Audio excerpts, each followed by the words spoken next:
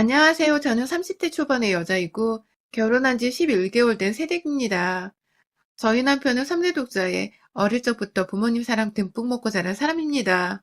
하고 싶은 거 하기 싫은 거는 철저히 본인 기준에 맞게 구분해서 살았던 사람인지라 강압적이고 강요적인 것을 못 견뎌하고 또 굉장히 싫어하는 사람이에요. 그렇다 보니 독자라 결혼도 빨리, 손주도 빨리빨리 보고 싶어 했던 시부모님과는 달리 이 사람은 결혼도 자기 멋대로 내키는 시기에 정말로 사랑하는 사람이 나타나면 운명적으로 하고 싶다는 꿈을 키워왔고 그 이상적인 꿈이 30대 중반이 되도록 실현되지 못하니 시부모님은 노발대발에 아주 애간장을 녹이셨으나 운명적으로 제가 나타나면서 남편의 결혼을 결심했고 저는 노총각으로 저물 뻔한 남편을 구원해주며 유부남 대열에 올려놨습니다. 전 단 한 번도 이게 대단한 일이라고 생각을 해본 적이 없는데 제가 결혼하고 나니 아들을 살려줘서 고맙다고 몇 번이고 저에게 감사 인사를 한 시부모님을 보면서 뒤늦게요. 제가 한 집안의 장손을 구했다는 것을 알게 되었죠. 제 기준에서는 지극히 정상적인 나이였고 또 우리가 연애 결혼했다 보니 절대로 서두르거나 인위적인 결혼 과정이 없다고 자부를 했었는데 왜인지 시부모님의 태도를 보면서 남편이 주변에 계시던 부모님의 닥달로 결혼을 서두른 건 아닌가 싶어 제게는 다소 찝찝했던 대목이었습니다. 뭐 이것도 결혼을 하면서 신혼생활에 흠뻑 빠져드는 바람에 금세 잊어버리긴 했지만요. 하여튼 별난 집안이고 자식이 귀한 집안이구나 하는 걸 그때 알게 되면서 제 딴에는 시부모님이 원하시는 대로 해드리려고 노력을 많이 했어요. 누가 시키지도 않는데 시부모님께 번갈아가며 안부 인사도 자주 드리려 했고 이왕이면 신혼을 즐기되 하루빨리 아이를 갖고자 남편과 미리 대화도 많이 나눠보고 그렇게 뜻을 모았죠. 남들이 보기엔 그리고 제가 보기에도 문제될 것이 하나 없는 결혼 생활이었고 내부적인 집안 스트레스가 없다 보니 남편이나 저나 둘 다 바깥 일을 하며 힘들어할 것도 없었습니다.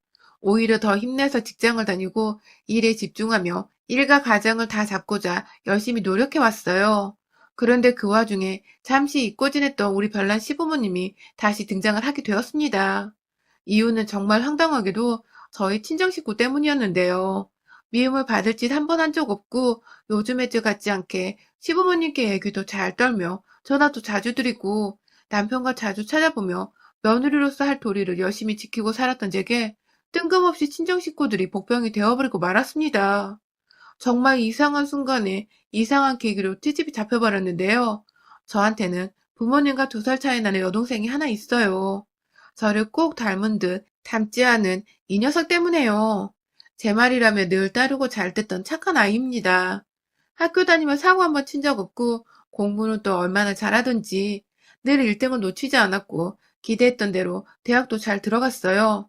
다만 성격이 활발하지 못해서인지 대학을 들어가며 부모님께서는 전문 직종이나 공무원 등 동생이 남들 눈치 보며 기죽어 일하는 것보단 자기 자격증이나 철밥통으로 일할 수 있는 곳에 들어가기를 진심으로 원하셨고 그 얘기를 수도 없이 들었던 여동생은 자세히 말씀드릴 순 없지만 취업에 연달아 떨어지고서 진로를 자격증 따는 방향으로 정했었어요. 그래서 지금은 시험 준비에 돌입한 지 3년 차가 되었습니다. 그런데요, 그냥 여동생이 하나 있고 명문대를 나왔던 것만 알고 있던 시부모님, 특히 시어머님은 제 여동생이 시험 공부를 하고 있는지 3년 차가 되었다는 얘기를 듣고는 소스라치게 싫어하셨어요. 본인 머릿속에는 슬리퍼 질질 끌고 백수옷을 입고 공부를 하러 다니는 그 개그 프로그램 속에 노량진 고시생 모습이 떠올랐나 보더라고요. 아니, 그럼 어떻고, 또 아니면 어떻고, 원하는 일을 위해 공부를 하고 준비를 한다는데, 사돈되는 양반이 싫어하고 경계를 할 이유는 도대체 뭐냐 말입니다. 밥을 먹다가 동생 얘기가 나와서 시험 공부를 하고 있다고 하니, 밥을 먹다 마고 수저를 놓더니, 세상에, 완전 백수구나. 라고 말씀을 하시던 시어머니의 주둥이부터 눈빛까지 싹 다 저는 지금도 잊을 수가 없네요. 마치 제 여동생이 남편한테서 그리고 저한테서 피라도 빨아먹을 것이란 듯이 남편을 바라보면서 넌 네 처제를 자주 만나니? 그런 거 자주 만나지 마. 하며 신경질을 딱 부리시는 모습 또한 제겐 충격이었고 배신감이 열이 받았네요. 다른 사람도 아닌 시어머니란 사람의 입에서 제 여동생을 비하하는 듯한 소리가 나오니 제 기분이 당연히 나쁠 수밖에 없었고 듣고 있던 남편도 흠칫 놀랐는지 요즘 그런 식으로 말하면 큰일 나요, 엄마. 하면서 며느리한테 손절당한 짓을 하지 말라고 눈치를 주더라고요. 그 말에 시어머니도 살짝 자신의 솔직한 입에 놀랬는지, 아니, 난 그냥 걱정이 돼서, 아니, 사돈 처제가 걱정돼서, 라며 말을 돌리셨어요. 어느 부분에서 내 동생을 걱정하시는지를 모르겠으나, 그날의 더러운 기분은 절대로 씻겨내릴 수 없었습니다. 시어머니는 자기 외동아들이 며느리 식구들 때문에 돈 뜯기고 발목 잡히고 뭐 그런 옛날 사고방식으로만 생각을 하시면서 제 친정 식구들 못마땅히 했던 것 같아요. 저도 뭐 여동생이 대학 잘 나온 것 말고는 내세울 것이 없는 백수가 맞다 보니 백수 동생 둬서 어디 잘 살겠냐며 혼잣말로 화 몇 번 내고는 무시하려고 노력을 했습니다. 그런데요, 그때부터 시어머니는 혼자서 제 친정에 경계를 세우며 사돈이 정확히 하고 계신 일이 뭐였더라? 하면서 하고 있는 일과 벌리는 돈이 얼마나 되는지 등을 수시로 물어보셨고, 분명히 실례인 일임에도 불구하고 저에게 친정은 가까이 두고 살면 안 된다. 라든지, 결혼하고 나서 여자는 시댁 사람인 거야. 하면서 조선시대 시어머니 마냥 말을 하셨습니다. 엄연히 제게 친정은 내 울타리 있고 사랑하는 가족들인데 만나지 말라는 식으로 말씀하시던 어머님의 말씀에 저도 점점 반기가 들렸죠. 한두 번도 아니고 자꾸만 친정을 돈 가지고 이야기하는 것도 기분이 나빴고 결혼하면 여자는 시댁 사람이라는 터무니없는 무슨 말 같지도 않은 개소리를 짓거리시니까 슬슬 오기도 생겼고 열도 받았고요. 시어머니가 만날 때마다 혹은 전화를 할 때마다 친정을 무시하니 옆에 있던 남편도 점점 지 엄마를 닮아가는 건지 처제가 잘 안 풀리니까 엄마가 걱정돼서 그러는 거야 라고 말을 하거나 경제적으로 부족한 게 없는 분이시라 주변 사람들이 슬슬 신경이 쓰이는 거지 하면서 지 엄마를 두둔하는 말들을 하기까지 했네요. 저희 아빠는 지금까지 회사에서 몇십 년을 일을 하시다가 명예퇴직을 하셨고 퇴직금에다 연금까지 더해서 엄마랑 두 분이서 충분히 먹고 살고 여행도 간간히 가실 만한 돈을 가지고 계셨습니다. 욕심이 많은 분들도 아닌지라 지금 가지고 계신 자가 아파트 하나에 연금을 모아 가끔 자식들 용돈도 주시면서 그걸 행복으로 알고 사시는 분이시고요. 제 여동생은 시험 공부를 하면서도 자기 용돈은 자기가 벌겠다며 알바를 하고 공부를 하고 있습니다. 남편의 말대로 얼른 취업이 돼서 자리를 좀 잡았으면 좋겠지만 설령 그게 안 되더라도 본인의 실력이 그 정도인 것뿐이고 본인 삶이니까 알아서 살도록 저희 가족들은 내버려 둘 생각이었습니다.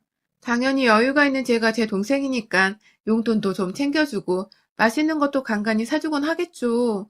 하지만 이건 어디까지나 남이 아닌 제 친동생이기 때문에 제가 마음에서 우러나와 하는 행동들입니다.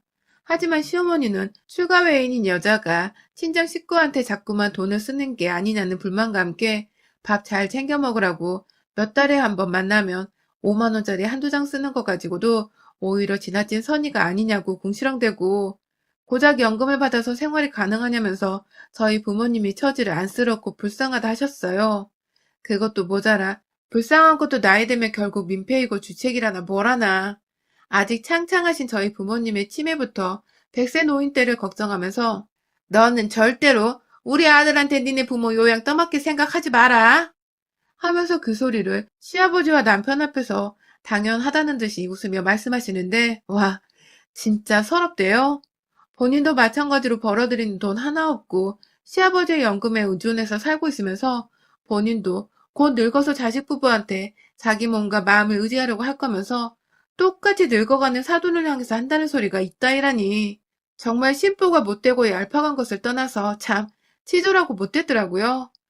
그런데 문제는 남편도 이 얘기를 하도 귀에 딱지가 않도록 듣다 보니 설마 그러겠어?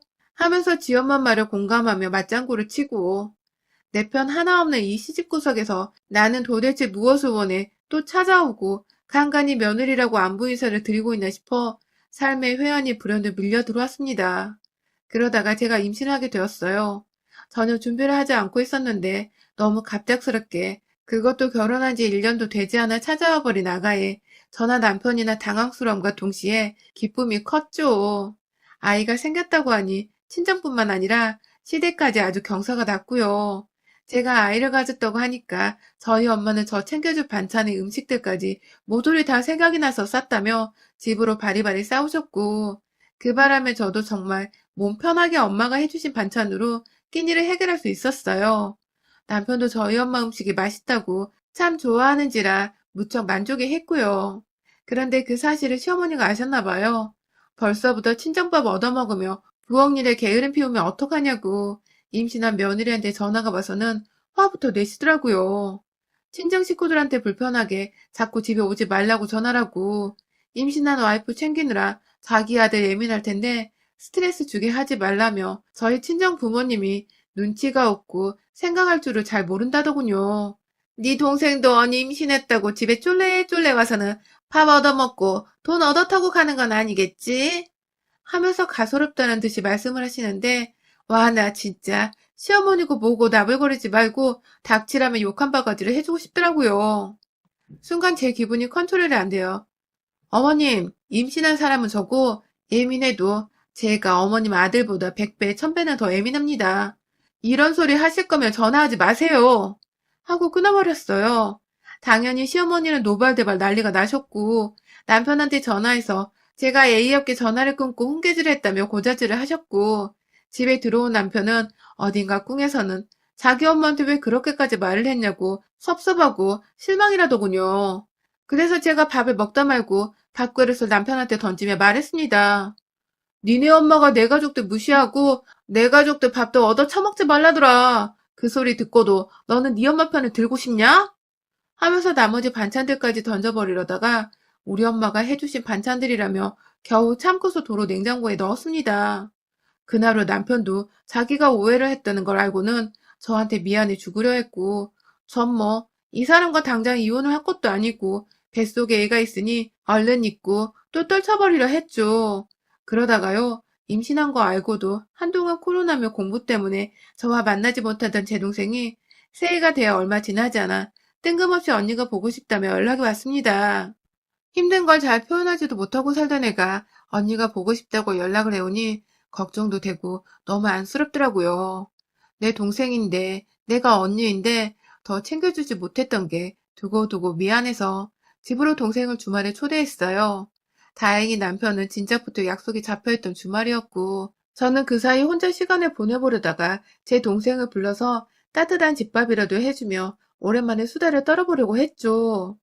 남편도 좋은 시간 보내라고 돈을 쥐어주며 커피 한 잔씩이라도 사 먹으라고 했고, 저는 저대로 고맙다는 표현을 했고요. 우리 부부는 각자 일하면서 각자 월급 관리에 각자 부모님과 가족들을 챙기기로 이미 진작에 합의를 했었고, 또 저는 그에 반해 며느리라는 이유로 시부모님께 지금껏 남편보다 배 이상으로 시댁에 돈을 많이 써오기도 했었습니다. 시어머니 연락 오면 잘 보이고 싶은 마음에 어머님, 용돈이요. 하면서 20만 원 용돈도 몇 번이나 더 챙겨드렸었고요. 남편도 그걸 알고 있다 보니 지난번 제가 밥그릇 던지면 화를 낸 후부터는 더 조심하면서 제 친정을 함께 챙겨주려는 노력을 조금씩 하던 터였어요. 커피 사 먹으라고 쥐어준 돈도 어떻게 보면 저에게 미안한 마음이 있던 남편의 표현이기도 했죠. 그래서 고맙게 받았습니다.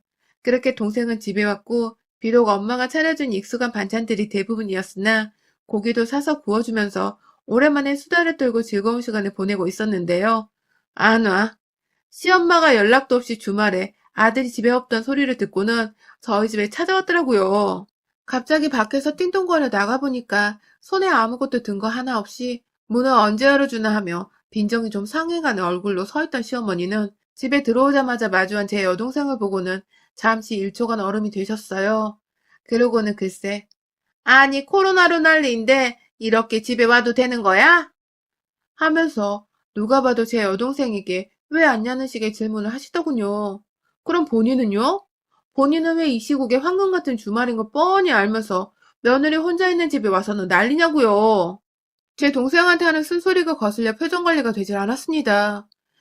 마지막으로 어머니랑 통화를 했던 것도 제가 전화하지 마세요 하면서 끊었었는데 시어머니는 그것에 대해 사과하러 온 건지 아니면 싸우러 온 건지 전혀 감을 잡을 수가 없었습니다. 그러던 중 시어머니는 제 여동생을 부엌에 내버려 두고서 저를 거실로 부르더군요. 그리고는 한다는 말이 나는 저번에 전화를 그렇게 끊고는 연락 한 번 없니?